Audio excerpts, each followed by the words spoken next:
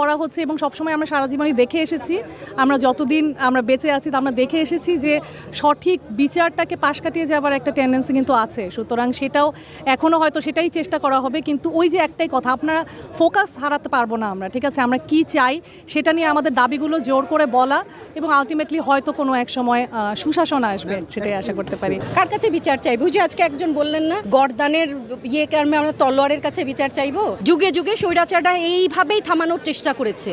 বিশ্ববিদ্যালয় তো সব শক্তির আধার, শিক্ষার্থীরা ছাত্ররা এটা তো শক্তির আধার। তাদের সাথে যখন ছাত্ররা যোগ হয় সেই শক্তিকে ঠেকাতে তো এইরকম তারা স্বৈরাচারেরা সারা জীবনই এরকম করেছে। তবে এইবারের মাত্রাটা বোধহয় আরও অনেক বেশি।